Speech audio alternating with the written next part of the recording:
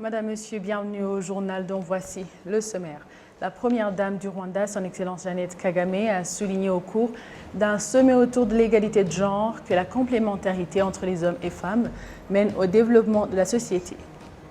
Au sommaire également, la Hongrie a annoncé qu'elle ouvrirait son consulat au Rwanda au début de l'année prochaine en 2022.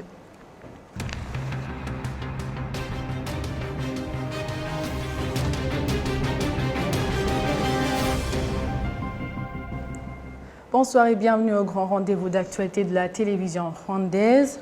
Le chef de l'État rwandais Paul Kagame a présidé la 10e session du conseil d'administration de Smart African Union. C'est une organisation qui vise à aider le continent africain à réaliser sa vision du développement de la technologie. Le président Paul Kagame est revenu sur le fait que la collaboration des partenaires dans le domaine de la technologie est le moteur de cette organisation.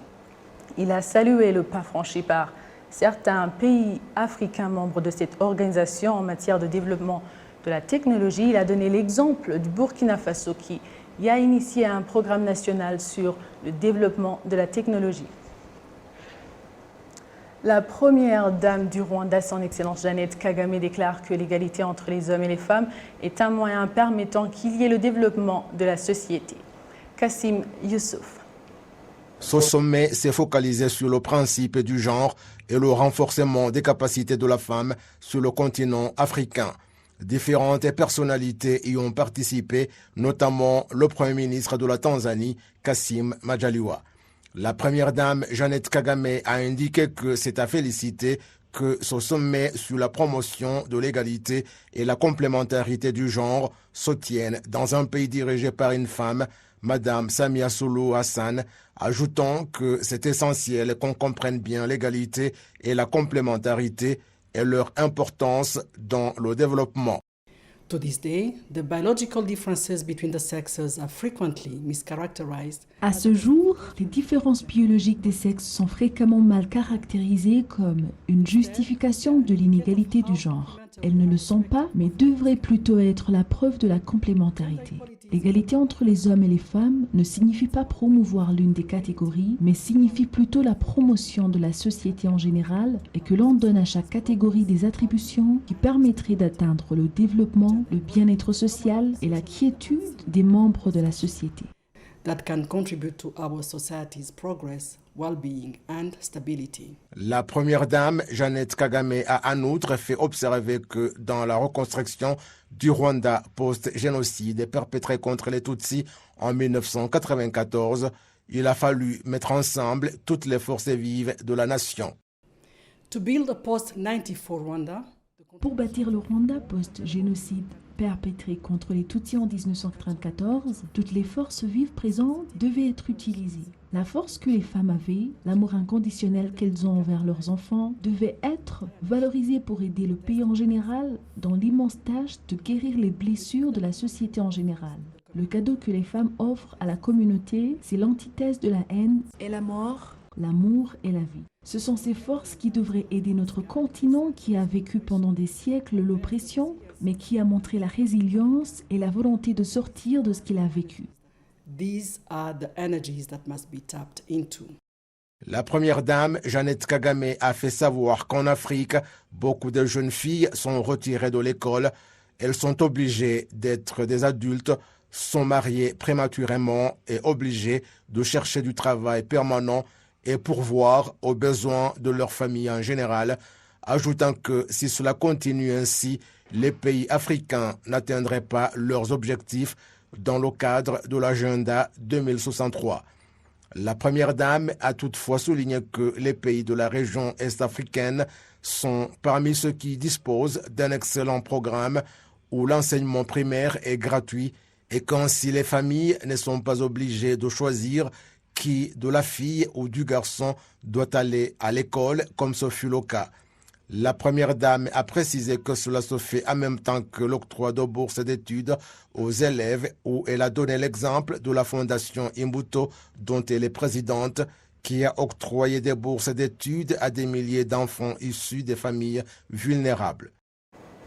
La Hongrie a annoncé qu'elle ouvrirait son consulat au Rwanda au début de l'année prochaine, en 2022, afin de faciliter le commerce et les investissements, ainsi que de renforcer les bonnes relations entre les deux pays. Des précisions avec Patrick Nidandi.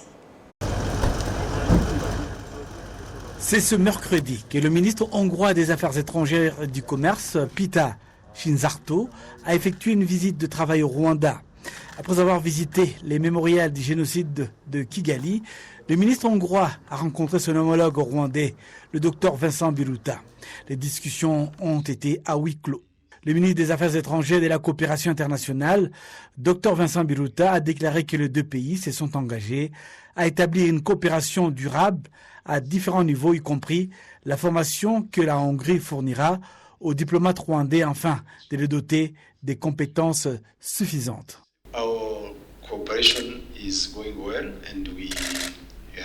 Notre coopération est excellente. La collaboration est exemplaire entre les deux États et nous voulons la renforcer davantage entre les deux gouvernements, le secteur privé des deux pays, ainsi que les deux populations. Nous espérons que cette relation va se développer encore davantage en aidant le Rwanda à augmenter les flux de ses investissements, mais aussi entre les deux pays. Les deux parties ont convenu de travailler ensemble en matière de développement du réseau d'eau, d'assainissement et d'hygiène Rwanda, où les deux pays ont signé un accord de prêt d'une valeur de 52 millions de dollars, équivalent à 52 milliards de francs rwandais, pour le projet d'agrandissement de l'usine d'eau de Karenge. Le ministre des Finances et de la Planification économique, Dr Oziel Ndagijimana, a signé l'accord au nom du Rwanda et a remercié la Hongrie, affirmant qu'il s'agit d'une contribution significative au bien-être de la population de Kigali et de ses environs. L'usine de Karenge va multiplier sa capacité, passant de 15 000 mètres cubes à 36 000 mètres cubes d'eau par jour. This credit will be paid at the cost of 0% interest rate. Ce prêt sera remboursé à un taux de 0% sur une période de 30 ans. Et puis, le premier paiement sera effectué dans 6 ans. Ceci est un signe de la générosité de la Hongrie. La ville de Kigali grandit chaque année très rapidement et nécessite des investissements consistants en matière d'infrastructures, en eau et assainissement. Raison pour laquelle le gouvernement rwandais apprécie ces prêts de la Hongrie. The government of Rwanda, therefore, is grateful for this support from the government of Hungary. Le ministre hongrois des Affaires étrangères et du Commerce, Pita Shinzarto, a déclaré que son pays était heureux de s'associer au Rwanda sur le chemin du développement et a souligné que le projet est un bon début pour la coopération et l'investissement hongrois au Rwanda. Actuellement, le consulat hongrois se trouve à Nairobi, au Kenya. Le ministre Shinzarto a révélé que pour accélérer la coopération commerciale et économique et pour que la Hongrie puisse être compétitive sur le marché africain, l'année prochaine, le consulat de la Hongrie doit être établi ici à Kigali. We respect a lot the way Rwanda has been developing in the recent years. We are happy to take part. Nous nous félicitons du développement rapide du Rwanda ces dernières années et nous voulons aussi être des acteurs de ce progrès. Mon pays possède des investissements un peu partout dans le monde et nous nous intéressons au marché africain. Et nous savons que ce n'est pas facile de s'introduire dans ce marché. Nous espérons que cet investissement va être une vitrine de notre présence. Je peux aussi vous dire que la Banque internationale de la Hongrie a mis en place un programme d'investissement de 46 millions de dollars en vue de faciliter le développement des investissements des entreprises hongroises et rwandaises. Enfin, je tiens à vous informer que nous allons ouvrir au début de l'année prochaine un consulat au Rwanda en vue d'aider au développement du partenariat économique entre les deux parties. We are opening a consular representation in Kigali at the beginning of next year. Very dedicated diplomat for economic relationships. Les deux pays ont également signé un accord de coopération en matière de santé où environ 305 000 doses de vaccins contre la Covid-19 offertes par la Hongrie au Rwanda sera envoyé. Les deux pays ont convenu de coopérer dans la construction d'installations de fabrication de vaccins et d'autres installations médicales, comme l'a indiqué le ministre de la Santé, le Dr Daniel Ngamije. Le ministre des Affaires étrangères de la Hongrie a également eu des entretiens avec le ministre du Commerce et de l'Industrie, Beata Habyarimana, et le ministre de l'Infrastructure, l'ambassadeur Claver Gatete. Au cours de ces pourparlers, les deux pays ont signé un accord bilatéral dans le domaine aérien. La visite du ministre des Affaires étrangères et du Commerce de la Hongrie, Péter Szijjártó, fait suite à la visite de son homologue rwandais, Dr Vincent Biruta, en Hongrie. C'était en février 2021.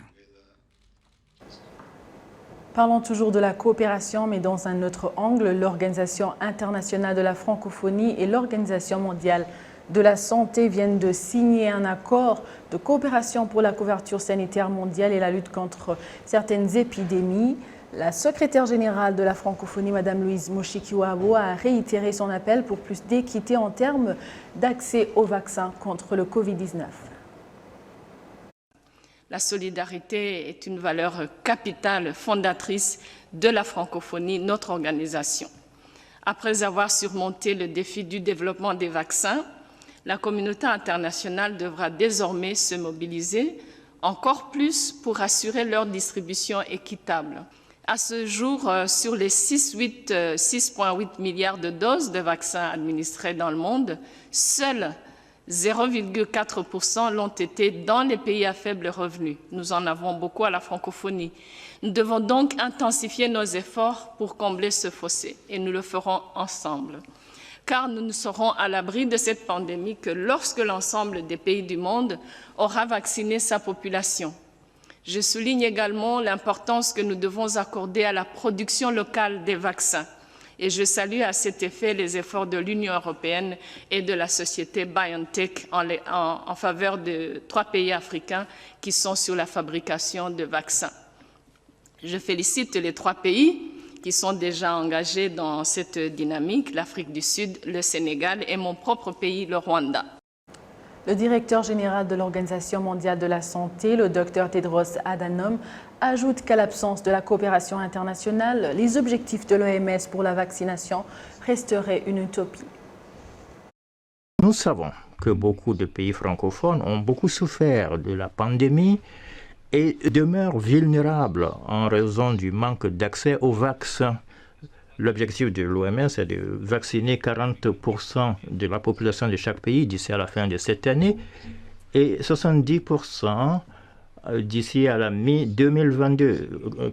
82 pays, dont beaucoup de pays francophones, sont en danger de ne pas atteindre cet objectif de 40% de vaccination. Je voudrais saisir l'occasion pour exhorter les pays francophones qui ont déjà atteint cet objectif de donner leur place.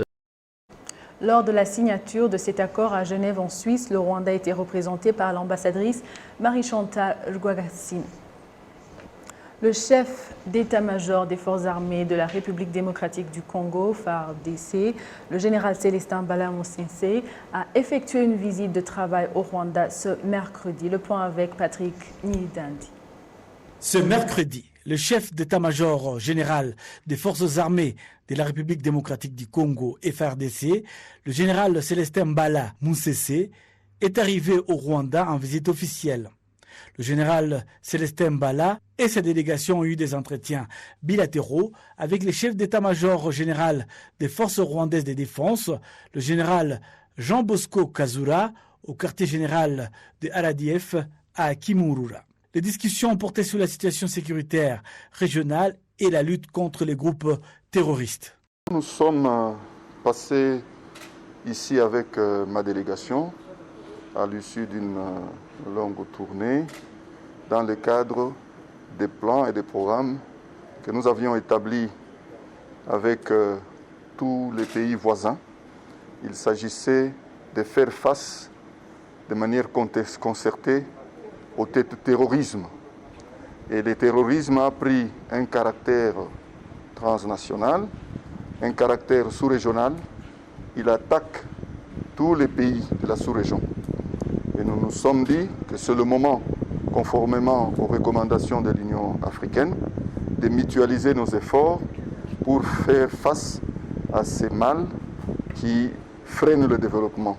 Le général Mbala Musese a ajouté que les discussions ont également porté sur les efforts mutuels pour empêcher les forces négatives d'opérer le long de frontières communes dans le but de renforcer les relations et le développement mutuel des deux peuples. Concernant les récentes allégations selon lesquelles des éléments de M23 ont mené une attaque sur le territoire de la RDC depuis le Rwanda et l'Ouganda, le chef d'état-major général des forces armées de la RDC, FARDC, le général Mbala, a déclaré que les deux autorités laissaient le temps aux enquêtes de parvenir à une conclusion éclairée. Disons que pour l'instant, les accusations fusent de partout et nous avons laissé le temps aux commissions spécialisées, les services de sécurité, au mécanisme conjoint de vérification qui va faire son travail et nous donner des précisions sur les uns et les autres pour qu'on connaisse la vraie vérité pour prendre des dispositions idoines.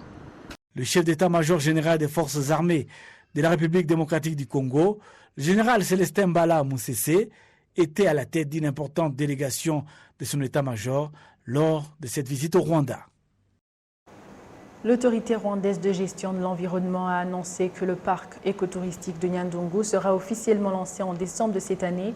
C'est un endroit que les résidents rwandais disent être impatients de visiter en raison de sa beauté naturelle. Le parc écotouristique des zones humides urbaines de Nyandungu est une zone de loisirs entre les districts de Gasabo et Kichukiro avec plus de 120 hectares. Il existe diverses espèces d'arbres et plus de 70 espèces d'oiseaux. La biodiversité, cet endroit, est sujet de contenu intéressant pour les étudiants et chercheurs dans le domaine scientifique. Le coût de tous les travaux prévus s'évalue à 6,3 milliards de francs rwandais. Toujours sur la page nationale, la Chambre des députés a approuvé le projet de loi instituant l'impôt sur le résultat d'exploitation.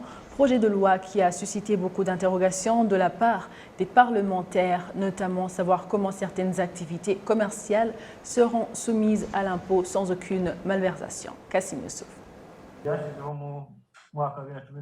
En présentant l'opportunité du projet de révision de la loi numéro 016/2018 du 13 avril 2018 aux membres de la Chambre des députés, le secrétaire d'État au ministère des Finances et de la Planification économique, Richard Tusabe, est revenu sur le pourquoi de cette révision.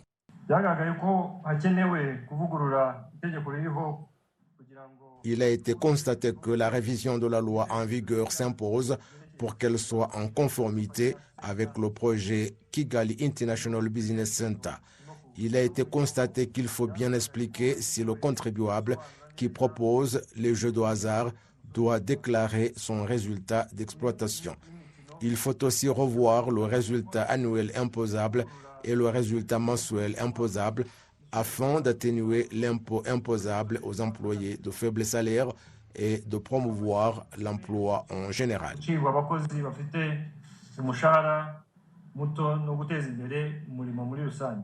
Certains changements qu'on observe dans ce projet de loi visent à atténuer le poids de l'impôt pour les contribuables.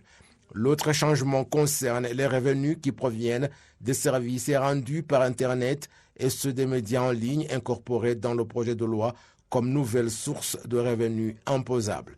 Les parlementaires présents à la session plénière ont voulu savoir comment les activités des confessions religieuses seront soumises à l'impôt, surtout qu'elles reçoivent des contributions des fidèles, et comment les médias en ligne paieront l'impôt sur le revenu.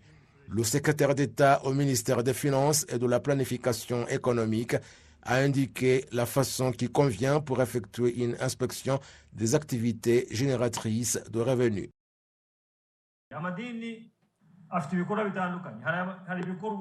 Les confessions religieuses qui ne font que la prédication ne sont pas imposables, mais leurs activités génératrices de revenus le sont.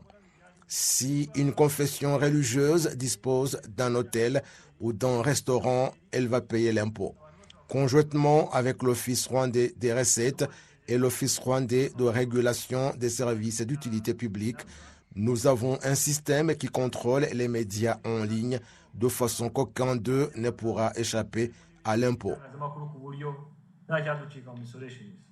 Les parlementaires ont approuvé l'opportunité de ce projet de loi et sera transmis à la commission concernée pour la retouche finale avant qu'il ne soit voté à la session plénière. La société de télécommunications MTN Rwanda a pour la première fois attribué 1 million de francs rwandais à chacun des 3 jeunes entrepreneurs à travers leur nouveau programme connu comme Level Up Your Business. MTN Rwanda indique que le projet vise à étendre les projets d'emploi des jeunes pour qu'ils se développent et augmentent la création des emplois.